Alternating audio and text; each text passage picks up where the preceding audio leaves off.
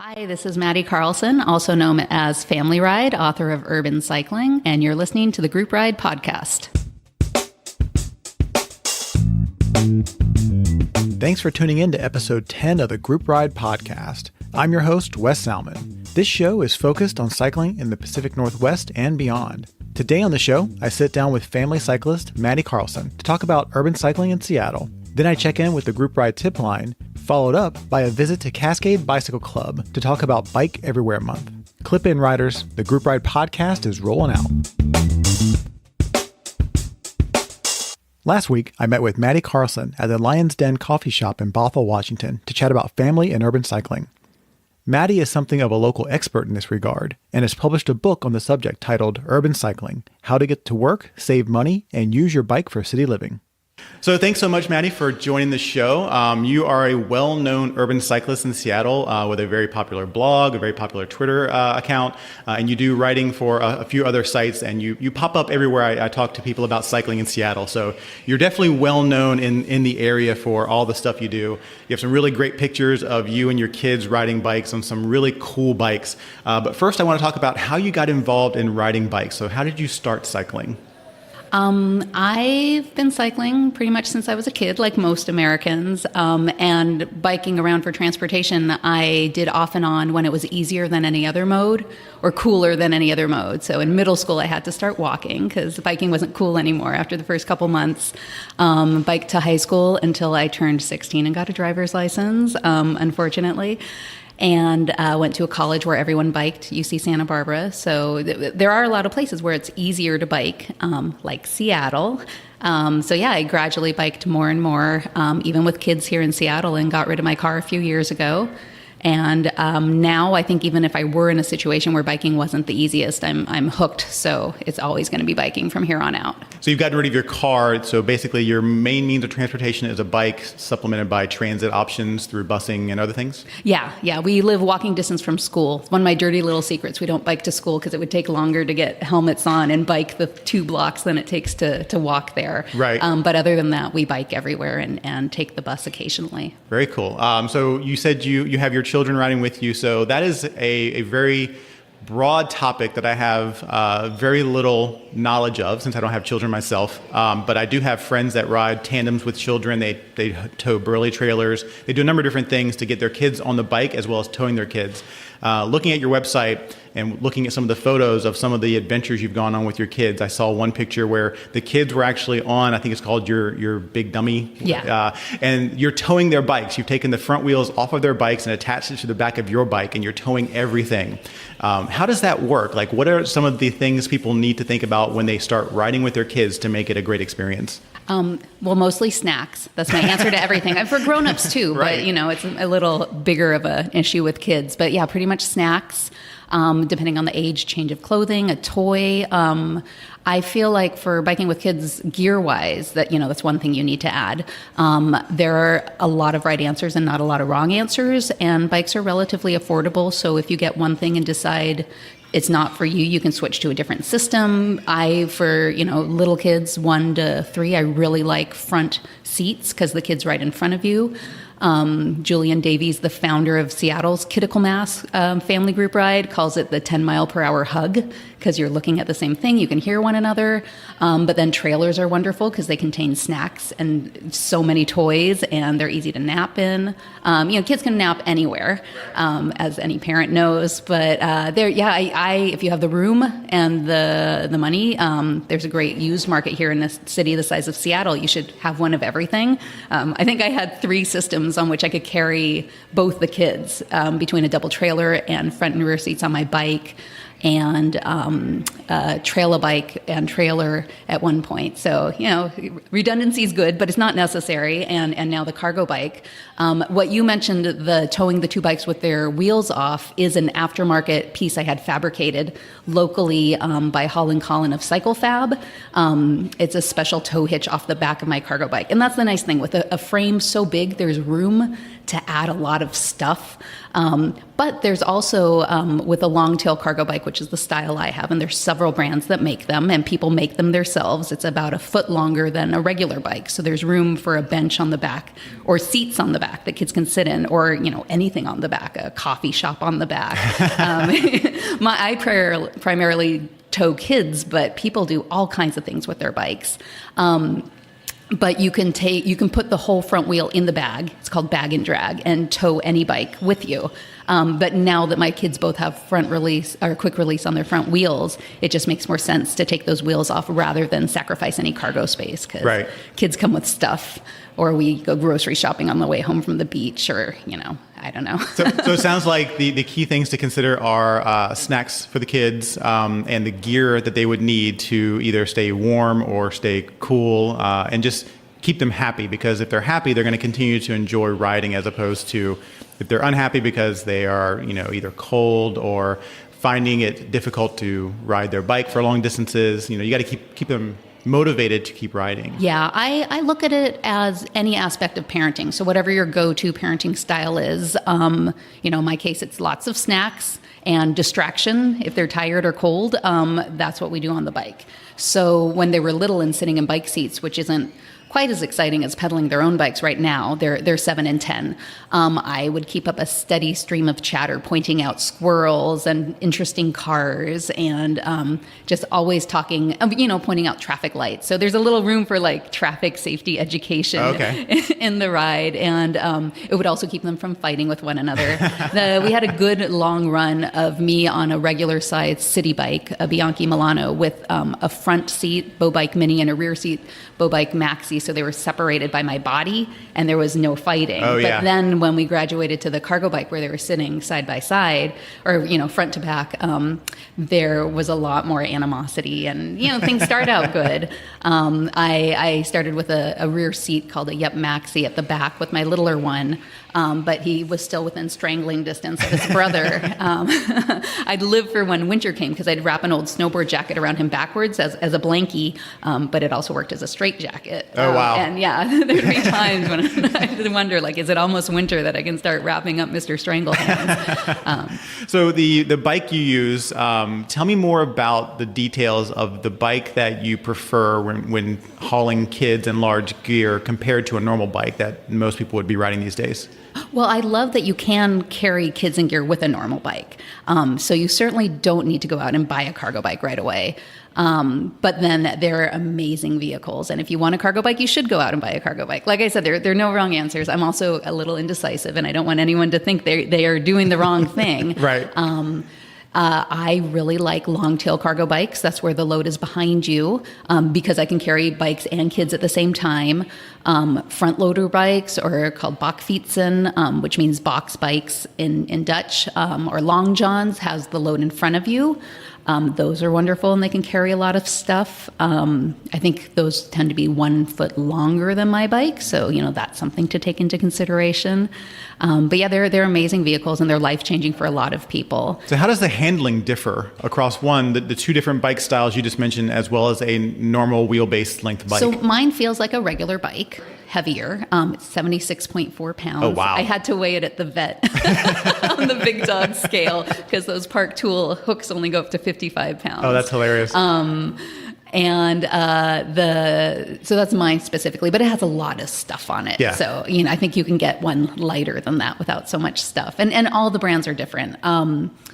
The long johns are probably about the same. And then if you add an e-assist, which is helping you, but that adds a lot of weight at the same time. Mine doesn't have an e-assist, so it's 76 pounds without the added motor and battery. So for a bike that has most of the weight in the front versus a bike that has most of the weight in the back, do you notice that difference? There is a difference. The long john style bikes normally have linkage steering.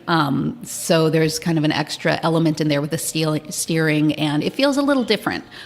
They're easier to ride with weight in the front, but if all you have with you is your kids and it's your first time, you might not want to test ride that way. So getting an adult or sandbags to put in them makes it a lot easier. The first time I tried riding a Bullet long john, I gave up. I think the first time I test rode a Bakfiets, a regular one with a big wooden box at Dutch Bike Co., who no longer exists but was in Ballard. they said, you're going to crash into the wall.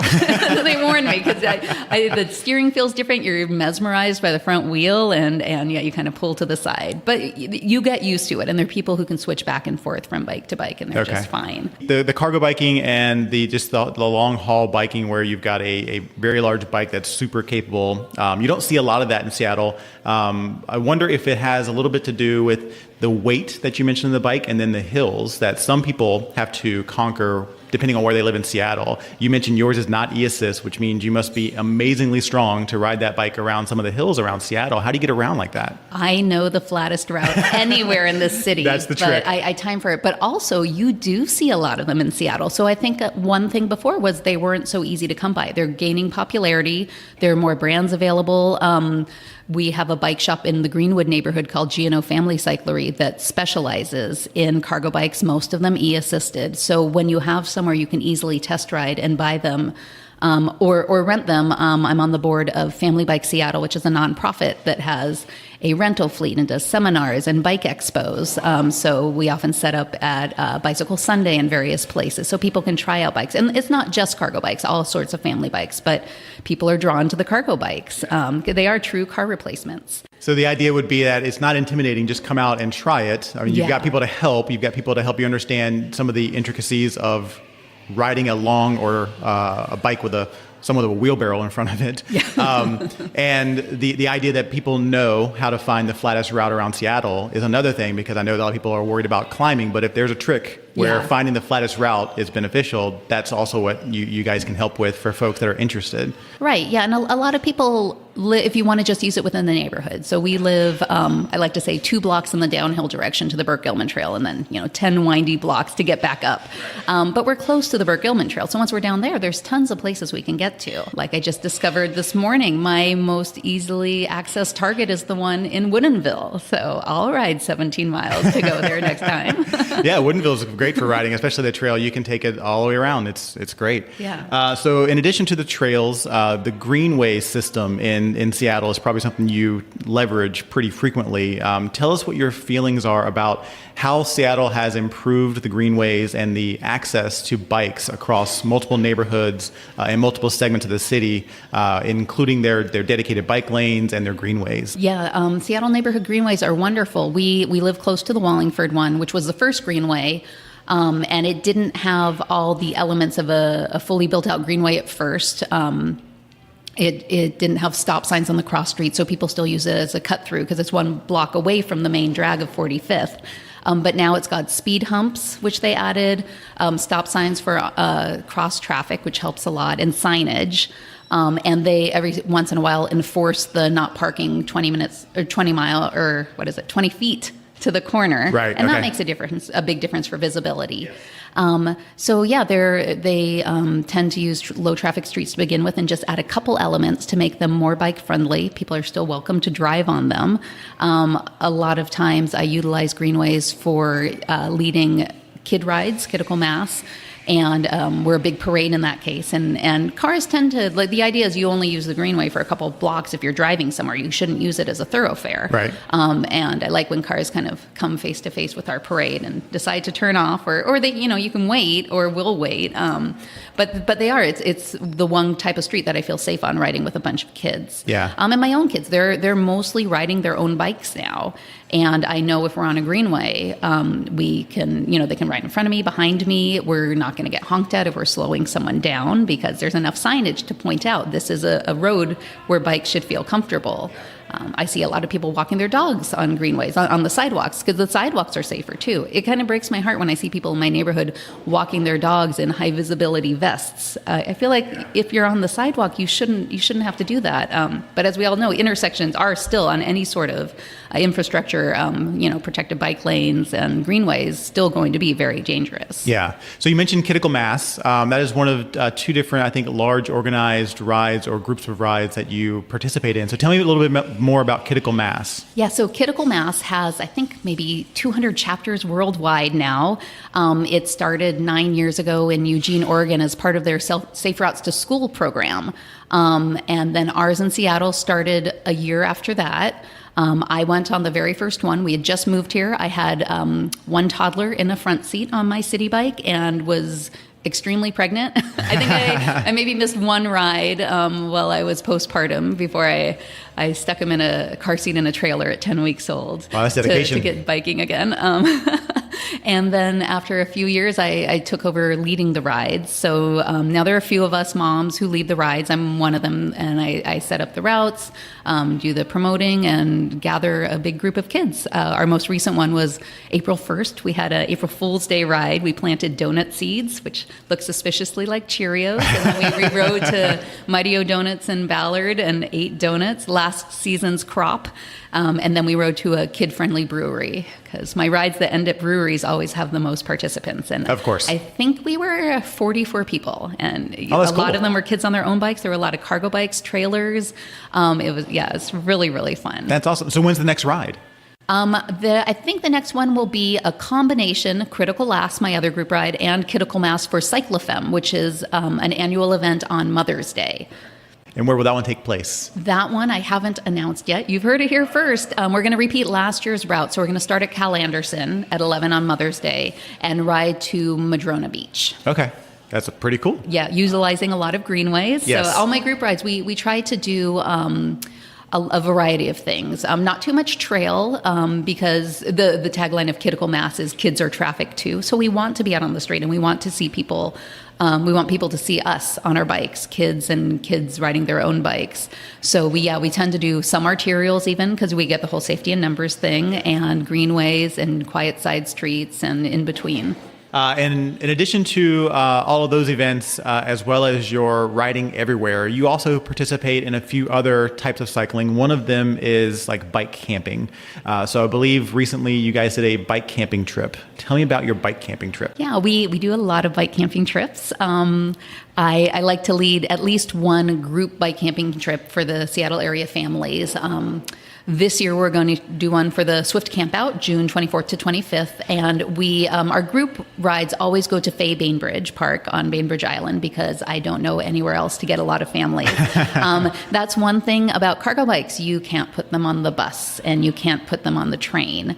The midtail is between the length of my bike, which is a long tail, and a normal bike. And those often fit on bus racks. Sometimes you have to spin the wheel 180 degrees, and you have to be able to lift your bike. Some of them are light, aluminum, and a lot of them aren't.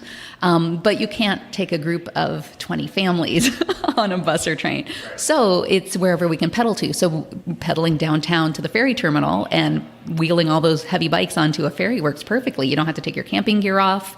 You don't have to take sleeping babies off. And then it's 30 minutes to Bainbridge and 7 somewhat hilly miles to the campsite. And then you guys camp for how many days? Just one. Just one overnight? For the group, just one. Yeah. If we didn't have the snow makeup day this school year and have to go back to school Monday, I think my family would probably do 2 days. But yeah. And do you guys ride the second day around Bainbridge, or do you head right back after the camping is done? We head right back. Those 7 miles Bainbridge is not flat, so I can see why that would be. I do have one additional bike. I got a consigned Rodriguez tandem, locally made in Seattle, that I put a trailer bike behind. So we all have pedals. Nice. I'm still the only one pedaling, but it weighs 5 pounds less than my big dummy, and I have to cram everything into 6 panniers. So I'm forced to pack a teensy bit lighter. So that's what we usually take camping. But it's a beast. Very cool. Yeah, my wife and I were working on a tandem segment for the show where we're going to learn to ride a tandem as well. So wow. Wish us luck. Well, I was a stoker on a tandem with a friend once, and it's a lot of work. For a long time, I wanted to flag down every tandem pair I saw and hug the stoker.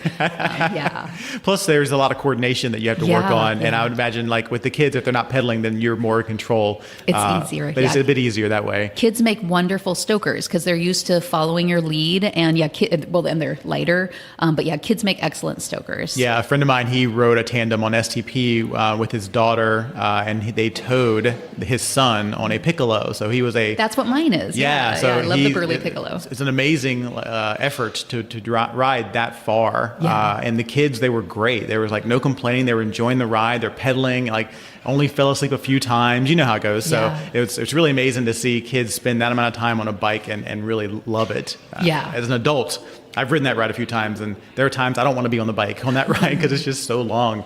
But that's really cool that the camping trip is the part of the Swift Camp Out. Yes. Swift Industries being a local bag manufacturer for bags in Seattle. I see you have two of their pannier bags here. We saw them at the Seattle Bike Show as well, so support those guys. They're good guys. So my last question for you is going to be one that I ask all of my guests, or most of all my guests. It is to tell a story about your best day on the bike. So I feel bad that it's not a day where I was biking with the kids, but it is the day I was biking with my cargo bike. And I feel like the scene here in Seattle, or at least the people I know, mostly use their cargo bikes for hauling kids, which is an amazing way to use them. But in 2012, I went down to Portland for the DRT, which is the Disaster Relief Trials. It's a race with cargo bikes, kind of to show off what they can do.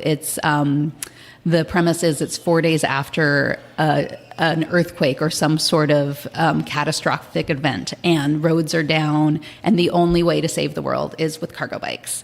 So it's a 30-mile alley cat, basically, race where you have to pick up, over the course of the 30 miles, 100 pounds of stuff, for a few eggs to represent fragile medical gear. They vials that have to arrive at the finish line unbroken, or you get a time ding, and bulky loads. And so I think there were 5 stops on the way, and it was just an amazing experience. You can't use your cell phone. You have a paper map, because everything is out because of this catastrophe.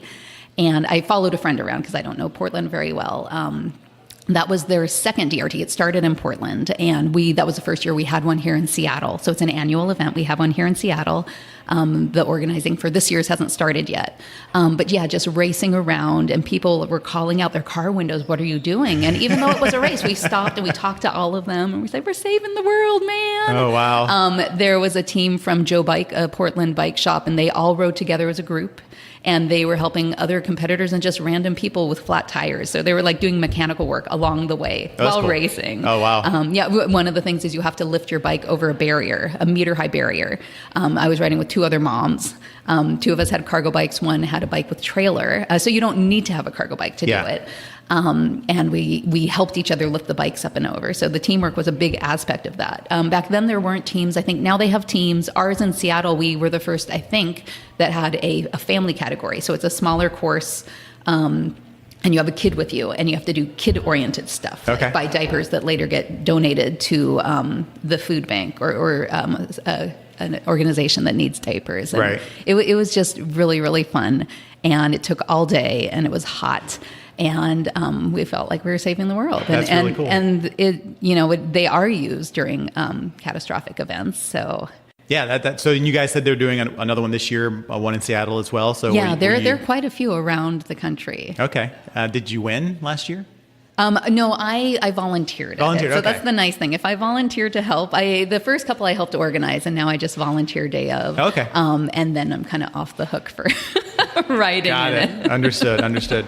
We've covered a lot of really great content, areas that I personally don't have experience in, so I really appreciate you bringing a alternative viewpoint to how cycling can really benefit families and yourself and your kids, and just how you can enjoy riding a really big bike with your kids. I mean, that's so cool to see, like large families on the road on their bikes. We need to see more of that, ideally. Yeah. So people can get in touch with you online. You have a number of different websites and Twitter handles, and you wrote a book as well that people can still buy. Right. It's called Urban Cycling. I called it The Art of Urban Cycling. I don't know if that's the like accurate that. We can call it that, because it really is an art. But they can find your book on Amazon, as well as, I believe, the other place was Mountaineering. Yeah, it's published by Mountaineers Books in Mountaineers Seattle. Books. So it's at the Mountaineers website, and anywhere books are sold. I saw it in the Amazon brick and mortar store the other day. That was kind of exciting. Did you take a picture of it? Of course, and I Instagrammed it. Right. My Instagram and Twitter are both Family Ride, one word. And my website for the book is MadiCarlson.com, and my website for family biking and other biking is familyride.us. Very cool. Well, thank you so much for being on the show. Thanks for having me. For more information about Madi, go to thegroupride.com/familyride.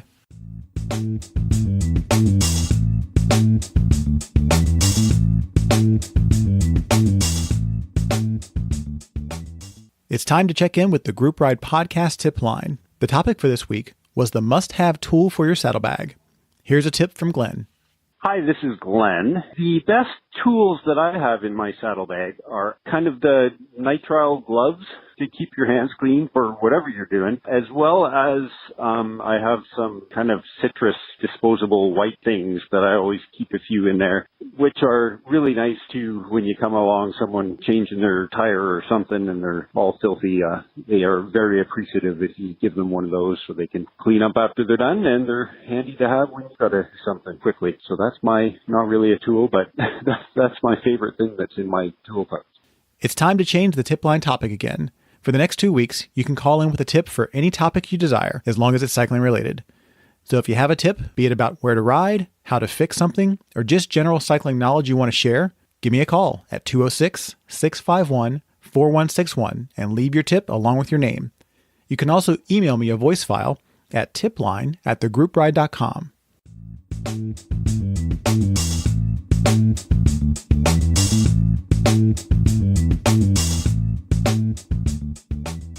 This week, instead of focusing on a single event, I'm going to focus on a month-long event. May is Bike Everywhere Month, and May 19th specifically is F5 Bike Everywhere Day, where there are numerous bike-themed events all across Western Washington.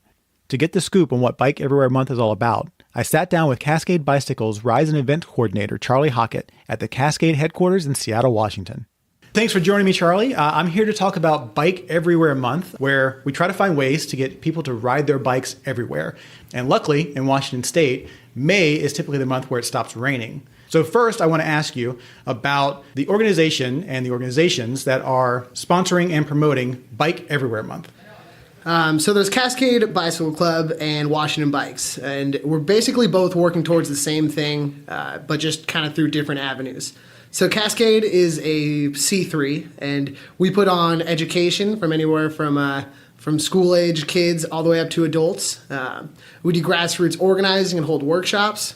We have free group rides every day of the week all throughout Western Washington. We put on world-class events like STP and probably a million other things that I'm forgetting. And then Washington Bikes, on the other hand, is a C4, and that means we work on the political end of things. So that's working with policymakers, public officials, to try to shape the policies that'll make bicycling all across Washington safe and accessible. We believe that more people riding in Washington and safer streets makes our communities healthier and more prosperous. So give me a quick overview of Bike Everywhere Month. Bike Everywhere Month is the month of May, and a lot of people have probably heard of the month of May referred to as Bike to Work Month, which is great. It gains a lot of traction, but a couple years ago, we all sat down and really made the decision that we found that calling it Bike Everywhere really encompassed the spirit of riding in the state of Washington. You know, whether you're going to work, you're going to school, you're a mom dropping your kids off at school, or you're just going around your block to get some exercise and have a good time, we want to support all of that. You know, it's important to ride your bike to work, and thankfully Washington has commute reduction laws, which help out to get a lot more people riding bikes, but we want to call it Bike Everywhere Month to encourage all forms of riding. So Bike Everywhere Month covers the whole country, I believe, but Washington State specifically is the purview of Cascade Bicycle Club and Washington Bikes. And it's important to know that the organization and the system in place for Bike Everywhere Month is targeting all of Washington. So no matter where you live in Washington, we want you to participate. We want you getting on the bike, whether you're in Spokane or in Tacoma or Bellingham, wherever you may be in Washington State, we want you out on the bike. Bike Everywhere Month has a specific day of the month that is celebrated more than most, formerly known as Bike to Work Day. But we call it Bike Everywhere Day because it's more apt to ride your bike everywhere as opposed to simply riding to and from work. What are some of the tips that you guys have from Cascade's perspective that help people find ways to ride everywhere? I mean, to begin, the things that Cascade offers, our education team is great. We've got some of the best instructors I think you'll find across the United States. If you want to learn anything of how to ride your bike, all the way up to how to work on it and build your own frame, we've got you covered. You can always check out cascade.org to find a class to join. Once you're after that point, our free group rides program, We've got rides, like I said, that happen every day of the week all across Western Washington. Any distance, any pace, whatever works for you, you can come out and join us. And I think that's the perfect way for somebody who knows how to ride a bike but wants to build some confidence. Come out, ride with a group. It's a lot of really nice people. We've got over 300 ride leaders who are experts in what they do, and they volunteer their time to come out and help people learn skills to get more comfortable on the road and to show them how to ride in a group. After that, we've got some pretty awesome rides coming up in May. I'm sure you know about them, Wes, but we've got our Bikes and Brews and Emerald City ride, which are going to be great. Those are on May 7th and May 28th, respectively. And then after that, I mean, we've got our other big rides like STP. But I think the biggest and most important thing is get some friends together, send a group text and just go out for a bike ride. On a Saturday, if it's nice and sunny, nothing makes me personally happier than just riding around with my friends. The other thing that is going on for Bike Everywhere Month, there's a challenge based on there's a website where you can join a team and compete against other teams as well as compete against other riders to see how far you can ride, how many days in a row you can ride. There are all these different aspects of a challenge. So tell me a little bit about the Bike Everywhere Challenge. So full disclaimer, and this is moving from Cascade, which is our C3. Now I'm putting on my C4 hat, coming over to Washington Bikes. I can confirm he put on a hat. Yeah, I carry around 2 hats with me all the time in case this ever comes up. Yeah, so the Bike Everywhere Challenge, it's been a couple years in the running. It's been growing every year. And so what it is, it's a free challenge. Anybody in the state of Washington is welcome to sign up. You can either form a team or ride solo. Basically, you ride your bike, you keep an eye on how far you've gone, and you log your trips. And after that, we put together a leaderboard based on how many days you've ridden, how many miles you've ridden, and now new for this year, if you've ever encouraged somebody to ride. And then individuals and teams at the end of the month will get a bunch of prizes for whoever's been riding the most days in a row and encouraging the most people. So other than ride tracking and the new aspects of the site, what are some of the specifics that people can expect from the new rolled out system? Yeah, so we're going with a new platform. It's called Love to Ride. They're based out in Atlanta. They work in upwards of a dozen cities in the United States and then Australia, New Zealand, the UK, so really successful. But so the biggest things that we're impressed by them and the reason we're going with them is they're super user-friendly. I mean, if you've been on the site, it's really intuitive, all these fun colors. It engages new riders, and it does that by any person who has only ridden a couple days in the last year will get double points for everything that they do. You're on the fast track to prizes and bragging rights there. And then it also brings areas across our state into the challenge. I mean, most of our participants have been focused in the Puget Sound region, and every year it's been growing more and more across the state. But so now we have all these cool filters you can use on the leaderboards to see how you're doing against other individuals and teams in your county, in your age range, in your if you have a team that you call it what type of team it is, if you work, a type of workplace, if you're a group of friends, all kinds of information. So we really think this is going to be a great way to get more people across the state engaged and just kind of level the playing field so everybody across the state of Washington can throw down and see who's riding the most in May. Right now it's April 25th, so Bike Everywhere month starts May 1st and goes all the way through the month of May. So right from the start, May 1st, people can start pedaling. So you can register now, create your teams, create your solo, get on teams if you want to find a team, you don't want to create one yourself, and all the challenges start kicking in on the 1st of May. You hit it right on the head. Yeah, you can go to challenge.wabikes.org and sign up right there for the challenge. Any other things or tips you have for riders that want to ride this month? Like I said before, I think it's all about if you have the opportunity to choose between driving and riding your bike. The point of May right now, what we want everybody to do is just consider taking that bike ride. I mean, getting out there, feeling the wind in your face, feeling the sense of empowerment and just how much fun it is to ride a bike. I think May is the perfect time to get it done, and it's going to lead into a great summer full of bicycling. I agree. Well, thanks so much, Charlie, for being on the show. This has been fun. Thank you, Wes. For more information about Bike Everywhere Month and F5 Bike Everywhere Day, go to thegroupride.com/Bike Everywhere. Thanks for listening to episode 10 of the Group Ride Podcast. If you'd like to get in touch with me, you can find me on Twitter and Instagram at The Group Ride Pod or on Facebook at The Group Ride Podcast. As always, you can send feedback about this or any episode of the show to podcastfeedback@thegroupride.com. You can also check out the website, which has the full show archive, book reviews, and other cool stuff at thegroupride.com. Thanks for listening to the show. See you next time.